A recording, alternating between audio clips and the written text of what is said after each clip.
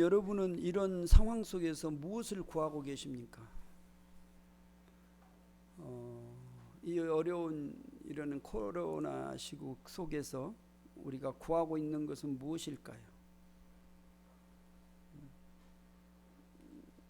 여러분은 무엇을 위해서 구합니까?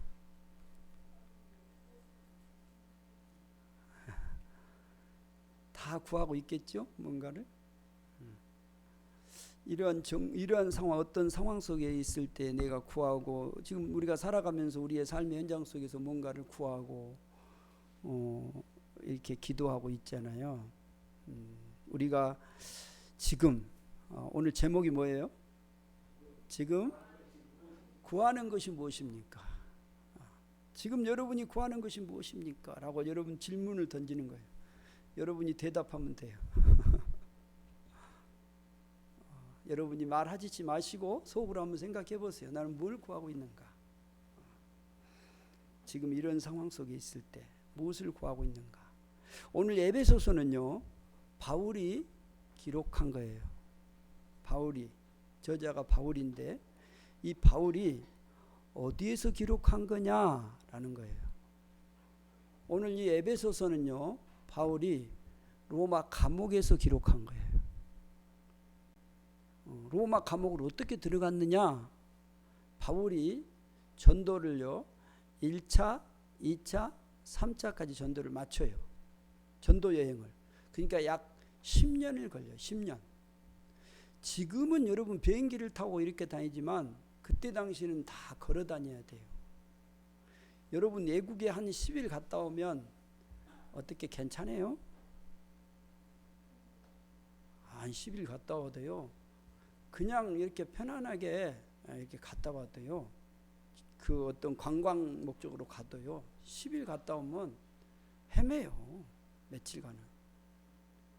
근데 비행기를 타고 그렇게 편안하게 갔다 와도 여러분 우리가 얼마나 힘듭니까? 그것도요, 이 바울은 전도 여행을 할 때 비행기로 간 거 아니에요. 이제 바다 건널 때는 배를 탔고, 그 다음에 나머지는 거의 걸어 다녀요, 산을. 얼마나 힘든 상황인지 몰라요. 10년 동안을 그랬다고요.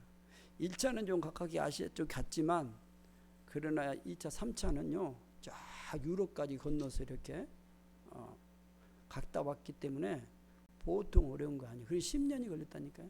10년을 전도하고 와서 그 다음에 바울이 어디로 들어가냐면 예루살렘 교회를 간다고요.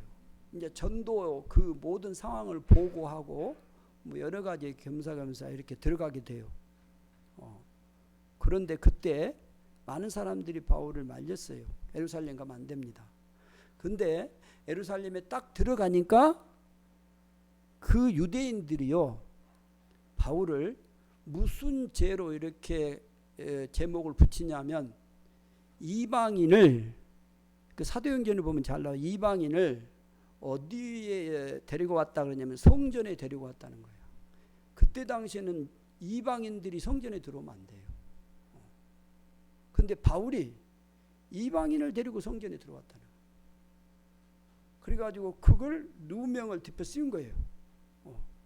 덮여 쌓고 제목을 통해서 바울을 죄인으로 몰아가는 거예요. 그래서 바울이 예루살렘에서 한 이틀 정도 이게 잡혀 있다가, 이제 바울이 무슨 얘기를 하냐면, 나는 로마 시민권이 있다. 그러니까 이 백부장, 천부장이 깜짝 놀래요. 로마 시민, 그때는 로마 시민권이라 그러면요, 깜빡 죽어요. 건드렸다는 큰일 나거든요. 그러니까 로마 시민권이 있다 그러니까 이 바울을 이제 어떻게 하냐면, 이 사람을 데리고 어디로 가면 그 가이사랴로 데리고 가요. 예루살렘에서 가이사랴는 누가 있냐면 그 총독, 로마 총독이 있거든요.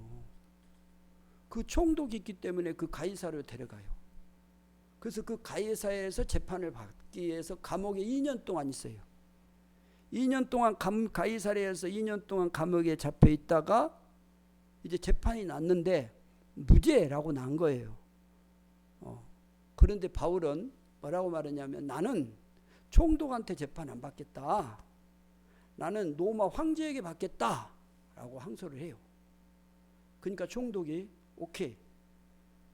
그래서 바울이 어디로 가냐면 로마 황제 앞으로 가는 거예요. 거기에서 그 황제 앞에서 그가 이제 밖에서 로마에 들어갔는데 거기서 로마에서 2년 동안 감옥에 갇혀 있는데 그때 에베소 교회에서 소식이 들려오는 거예요. 막 교회의 소식들이 들려올 거 아니에요. 에베소 교회는요, 바울이 처음에 그 전도 여행 갈 때, 2차 전도 여행 갈 때 가장 많이 머물렀던 것이에요. 그 전도 여행 중에 가장 긴 시간 2년 6개월 동안 이렇게 머물렀던 곳이 에베소예요.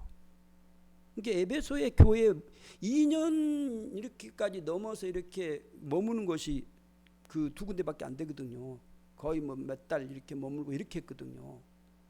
그런데 2년 넘게 이렇게 머물면서 목회를 한 거거든요. 그러니까 그 성도, 그 에베소 교회의 그때 당시에 최고였던 중심지로서 그 아시아 지역에 그 복음을 전하기 위해서 그 지역을 선택했는데 그 지역에서 그렇게 정성을 쏟았는데 감옥에 있을 때 바울에게 들려오는 소식은 뭐냐 하면 교회에 지금 이단들이 들어오고 교회의 교인들이 무너지고 지금 신앙으로 그렇게 귀하게 눈물을 뿌려서 세웠는데 성도들이 막 그 이상한 쪽으로 빠져가고 이런 소식을 듣는 거예요.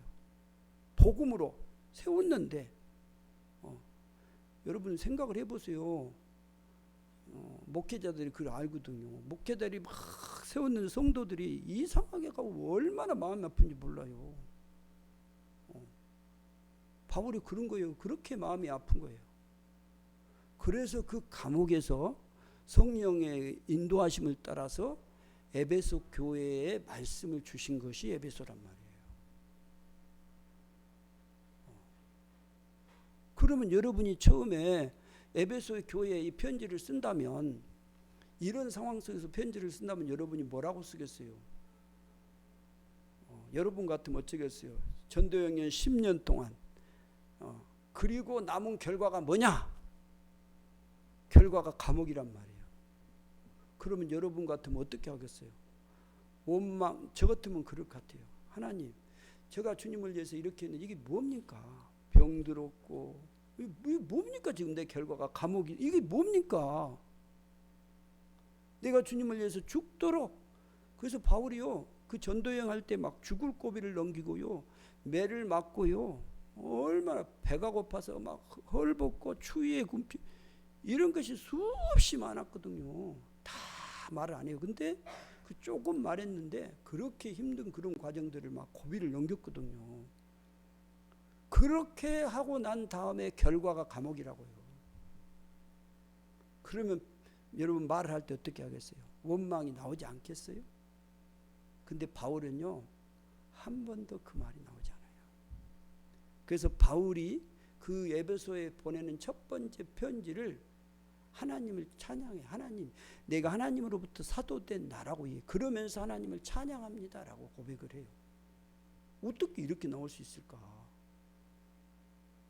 그렇게 어렵고 힘든 그런 전도 여행을 마치고 그리고 난 다음에 결과가 이렇게 힘든데 이렇게 정말 그런 감옥에 있는데 그런 데서 어떻게 하나님을 찬양하며 감사하는 그리고 그 성도들을 향해서 기도한단 말이에요. 그 기도가 특별히 오늘 본문 3장에서 그 기도를 해요. 그래서 그 기도 그 내용이 첫 번째 봐보세요. 오늘 본문 14절 봐보세요. 뭘 기도한가 보세요. 누구 옆에 기도한가 봐보세요. 14절 15절 시작. 이러므로 내가 하늘과 땅에 있는 각 족속에게 이름을 주신 아버지 앞에 무릎을 꿇고 비노니. 지금 누구한테 기도해요? 아버지 앞에. 여기 보세요. 거기 보면 하늘과 땅에 있는 뭐예요? 각 족속에게 뭘 주었단 말이에요? 이름을 주셨단 말이에요. 이름. 여러분 이름을 준다는 것은 그분의 그 주권을 얘기해요. 여러분 아기를 막 낳았는데 이름을 지어준 사람이 누구예요? 부모지요. 지가 나갖고 나 이름 이렇게 질래. 그리고 지은 사람 없어요. 그 부모가 그 아이를 이렇게 이름을 지어줘요. 그리고 내가 이제 내 어느 정도 책임을 지고 내가 이렇게 너를 돌볼 것이다라고, 그리고 그 아이에게 그 소망을 주면서 그 이름을 담아가지고 너는 이런 아름다운 사람이 됐으면 좋겠다라고 그 이름을 지어주는 거거든요. 그러니까 각 하늘과 땅에 있는 각 족속에 이름을 주었다는 것은 그분이 누구인가를 알 수 있어요. 주인이라는 거예요. 주인. 그래서 이름을 지어준다는 것은 대단히 중요한 것이에요. 그 주권을 얘기하고 그 지어주신 분이 누구인가, 그분이 그 주신 그것을 만드신 그분이 이름을 지어주는 거거든요. 그래서 성경에는 우리가 대표적으로 보면 아브라함을 누구라고 이름을 불러줘요? 아브라함이라고, 열국의 아버지라고 이름을 바꿔줘요. 시몬을 베드로라고 이름을 딱 지어준 거예요. 그래서 여러분 베드로가 그렇게 하나님의 자녀로 살아가는 거예요. 우리를 부르시고 우리에게 이제 귀한 하나님의 성도의 자녀인 것을 이름을 불러주는 거거든요. 그분이요, 그분. 그분이 누구라고 말해요? 아버지라고 말하는 거예요. 우리에게 우리의 이름을 지어주시고 우리를 불러주신 그분이 누구냐? 아버지란 말이에요. 그 아버지 앞에 기도하는 거예요. 그 기도가 무엇일까? 첫 번째, 우리 16절을 보겠습니다. 시작. 그의 영광의 풍성함을 따라 그의 성령으로 말미암아 너희 속사람을 능력으로 강건하게 하시오며. 아멘. 여러분 무엇을 지금 구하십니까? 속사람. 속사람이 어떻게 되기를요? 강건하기를. 여러분 사람에게는 겉사람이 있고 속사람이 있다는 걸 아세요? 겉사람, 속사람. 이 속은 사람 보여요, 안 보여요? 그래서 사람이 이 탈을 썼다 그러잖아요. 탈. 이 속사람이 건강한 사람은요 모든 걸 다 이겨나가요. 근데 이 속사람이 강건하지 않으면 이 사람이 무슨 짓을 할지 아무도 몰라요. 속사람이 건강해야 돼요. 우리는 막 육체적으로는 건강을 위해서 지금 얼마나 많이 막 먹는 것부터 시작해가지고 그 다음에 뭐예요?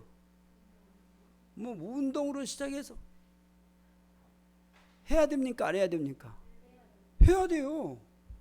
그러면 여러분 이 육체적 이 겉사람의 이걸 육체를 지탱할 수가 없어요. 만약에 여러분 운동 안 한다, 그럼 뭐가 다 빠져버릴까요? 근육이 다 빠져버려요. 나이가 들어갈수록 근육이 싹 빠져가거든요.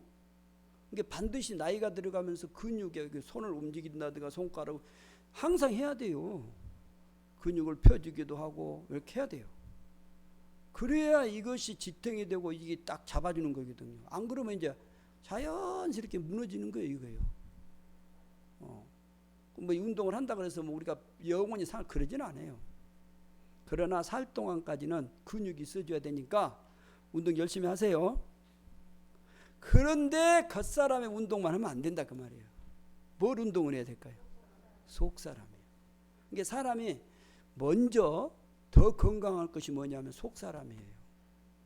우리의 속사람이 강건해야 돼요. 그래서 바울은요 교회를 향해서, 에베소 교인들을 위해서, 성도들을 위해서 간절히 기도한 것이 뭐냐면 속사람이 강건하게 하시오며 그랬어요. 여러분 이거 우리 함께 기도했으면 좋겠습니다. 저도 설교를 준비하면서 저를 위해서 또 여러분을 위해서 정말로 이 속사람이 우리 세움의 공동체 모든 성도들이 이 속사람이 강건했으면 좋겠어요. 이 속사람이 여러분 강건함에 대한 것이 없기 때문에 그냥 조금만 바람이 불어도 그냥 무너져 가지고 하나님이 나 언제 사랑했냐고, 조금만 어려우면 그 다음에 또 난리를 치는 거예요. 그리고 신앙이 왔다 갔다 해요. 이게 다 이 속사람이 약하기 때문에 그래요. 이게 보여야지 안 보여요. 근데 이 속사람을 강건하게 하려면 뭘로 할 수 있냐? 오늘 본문에 봐보세요. 오늘 본문 16절에 보면 처음에 어떻게 시작해요? 그의 영광의 뭐예요? 풍성함이. 그의 영광의 풍성함을 따른 거예요. 여러분 여기 그의 영광이 뭐예요? 그가 누구예요? 그렇죠. 예수 그리스도의 그 영광의 풍성함을 따라. 여러분 세상에 살면서요, 예수를 믿으면서 이 하나님의 영광의 임재가 있어야 돼요. 사람이 저는 어렸을 때부터 이런 걸 자꾸 고민한 것 같아요. 사람이 뭐가 가장 행복하고 기쁠까? 뭐가 최고 행복할까? 맛있는 거 먹을 때, 보통 뭘까? 돈을 많이 벌 때 뭐가 행복할까? 저는 이렇게 어렸을 때 이렇게 새벽 예배 나가면서 저는 그 모교가 이렇게 좀 거리가 돼. 그래서 걸어오면서 이렇게 많이 이렇게 제가 그때 알았어요. 하나님 보고 기도하면서 그게 가장 행복해. 지금도 마찬가지. 하나님하고 이렇게 그 임재 가운데 하나님하고 이렇게 내 영으로 이렇게 대화하고 있을 때 그때가 가장 행복하더라고요. 그때가 하나님의 영광이 임재할 때. 그리고 출애굽기에 보면 여호와의 영광이 임할 때예요. 그 영광이 임하는 거예요. 하나님의 성령이 임재를 말하는 거예요. 임재. 하나님의 영이 우리 가운데 임할 때를 말하는 거예요. 그러니까 그 영광의 풍성함을 따라. 그 다음에 뭐라 그랬어요? 그렇죠. 그게 뭐예요? 성령으로 말미암아예요. 그의 영광에, 이것이 다 뭘로 통해서? 성령의 기름 부음을 통해서 우리 가운데 그래서 예수 그리스도를 믿으면 우리에게 하나님의 성령이 임하시고 성령의 그 임재가 믿는 자들의 그 영 가운데, 속사람 가운데 임재하신단 말이에요. 그러니까 이 속사람을 강건하게 하는 것은 그분의 성령을 통해서 우리에게 기름을 부어주시고, 그래서 그 말씀의 은혜가 임하고, 기도할 때 성령의 충만함의 역사가 임하고, 내 안에 그분을 통해서 기쁨이 일어나는 거예요. 이 은혜가 우리 속에 임하는 거예요. 이거에 여러분 성도들의 주신 하나님의 놀라운 축복이에요. 근데 사람들은 자꾸 기독교를 어디다 바꾸려고 하냐면 저 옛날에 내가 믿었던, 우리 조상들이 믿었던 그 미신들 기도하는 거 있잖아요. 그런 걸로 자꾸 끌고 가려고 그래요. 절대 그거 아닙니다. 그런 종교적인 게 아니단 말이에요. 생명이신 그분이 우리를 십자가에서 못 박혀 죽으신 그분이 내 성령을 통해서 내 안에 임재하셔서 구원받은 백성들에게 매일 함께 하시면서 떠나지 아니하고 우리를 충만하게 하신단 말이에요. 그래서 그런 관계가 계속 지속되고 그런 삶을 우리가 계속 살아가다 보면 우리의 속 사람이 나도 모르게 어떻게 되냐면 딱 이렇게 자리를 잡아요. 여러분이 육체 운동을 할 때 봐보세요. 절대 운동을 할 때는 너무 세게 해도 안 되고 적당하게 잘 맞춰서 몸에 하는데, 반드시 중요한 것은 꾸준히 해야 돼요. 꾸준히. 걷기를 한다.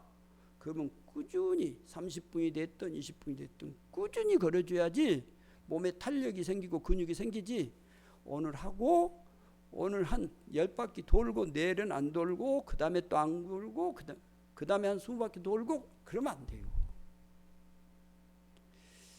겉사람도 이렇게 되듯이 우리의 속사람도요, 하나님의 성령을 통해서 끊임없이 여러분이 하나님과 교통이 일어나면요, 여러분 안에 그 강건함이 생겨지는 거예요. 그래서 여러분이 예배를 무시하면 안 되는 거예요. 여러분이 하나님 앞에 기도한 거, 말씀 보는 걸 절대 무시하면 안 돼요. 여러분 꼭 하나님 앞에 기도하는 시간과 말씀 보는 거, 예배를 정말 소중히 여겨야 되는 거예요. 이걸 안 하고 여러분이 영적 이 속사람을 강건하게 하겠다? 그런 사람은 없어요. 반드시 내 이 속사람은 이 아버지의 그 성령을 통해서, 그분을 통해서 그분으로 말미암아 그 영광 가운데 내가 임재 가운데 매 예배를 통해서 여러분이 은혜를 받고 또 기도하다가 이러면서 나의 속사람이 강건해져 간단 말이에요.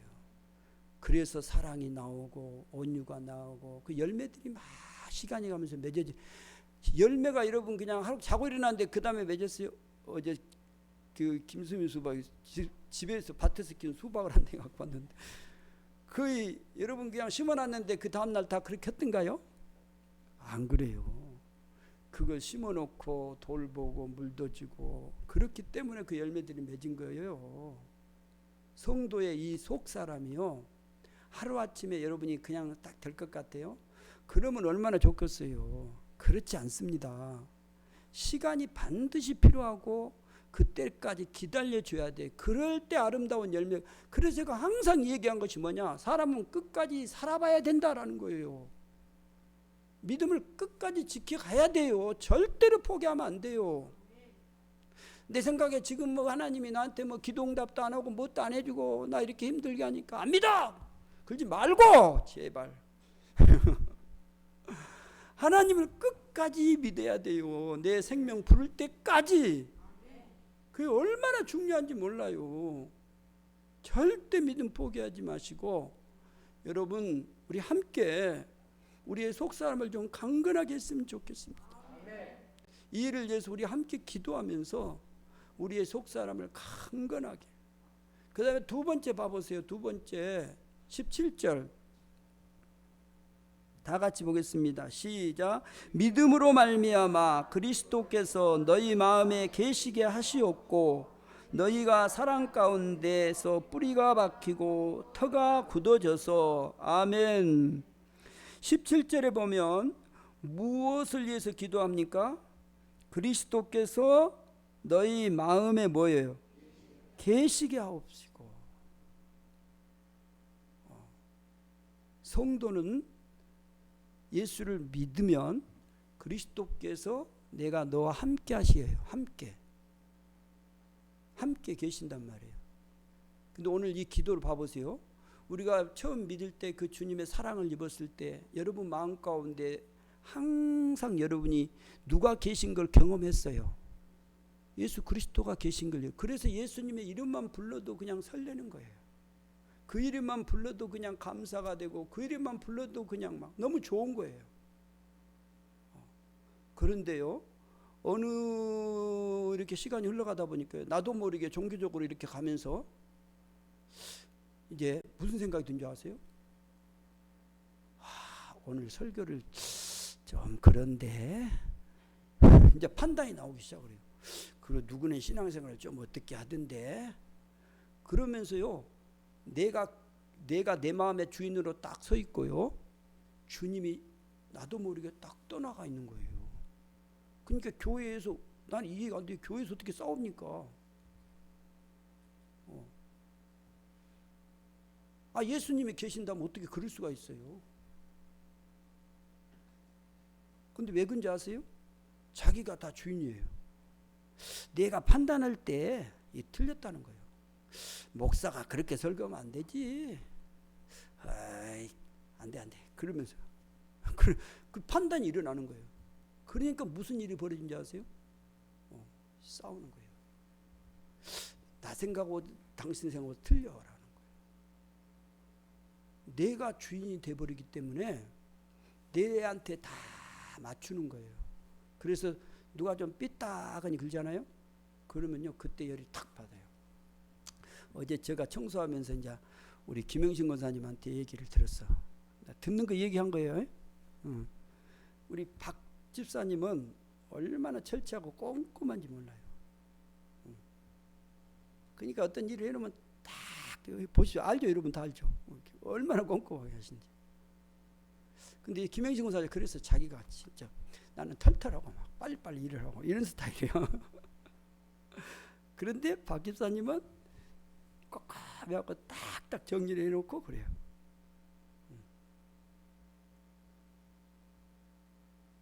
잘 살고 있는 것 같지요? 근데 봐보세요. 박 집사님이 참 훌륭하신 게 뭐냐면 절대로 김영신 권사 보고 당신 이렇게 해라고 말하지 않는데요. 틀어져 있으면 자기가 와서 딱 고쳐놓고 딱 해놓고 아무 말 안 해요. 근데 보편적 어떤 사람이 꼼꼼한 사람은 왜 이렇게 안 했냐?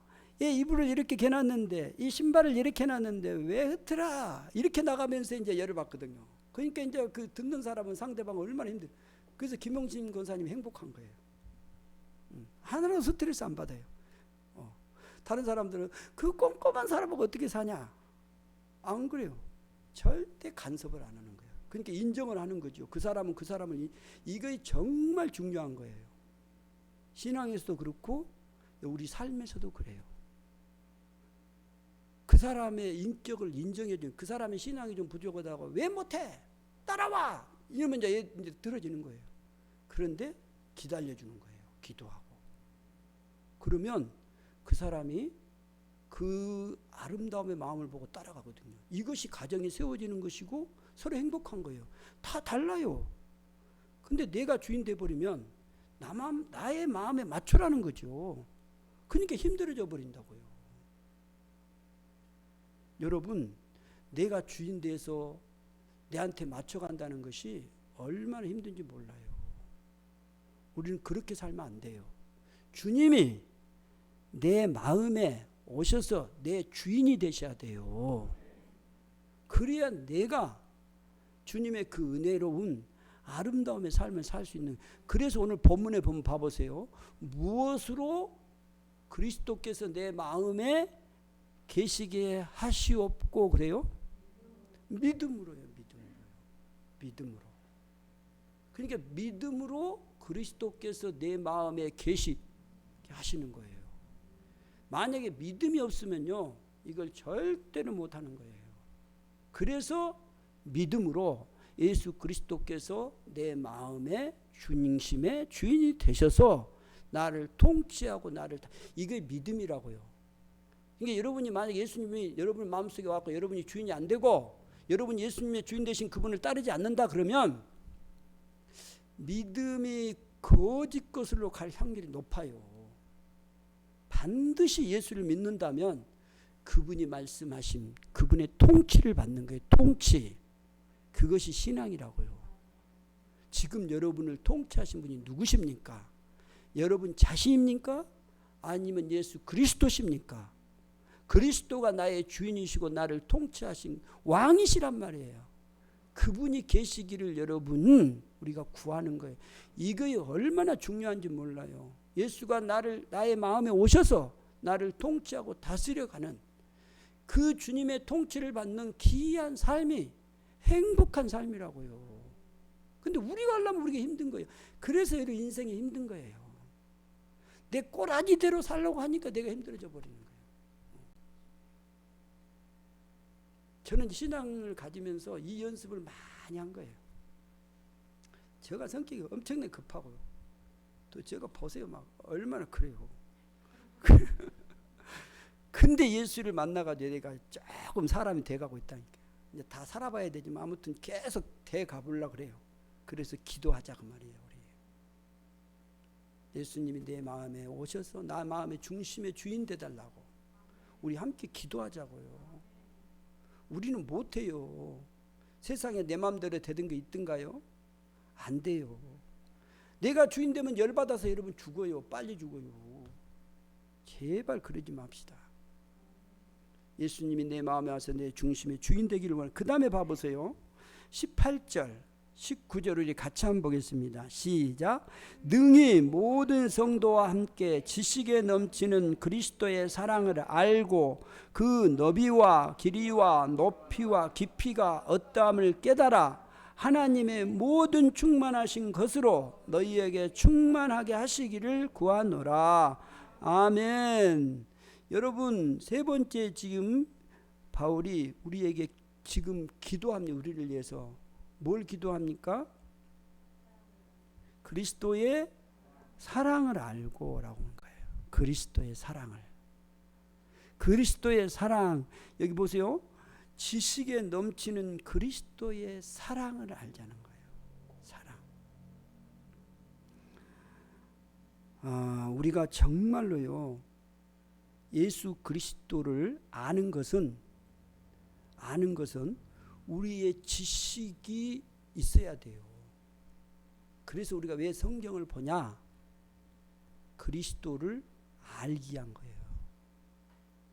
그러니까 그 지식이 없으면 우리가 그 넘치는, 여기 오늘 본문에 보면 그리스도의 그 지식에 넘치는 뭐예요? 그리스도의 사랑을 알고요.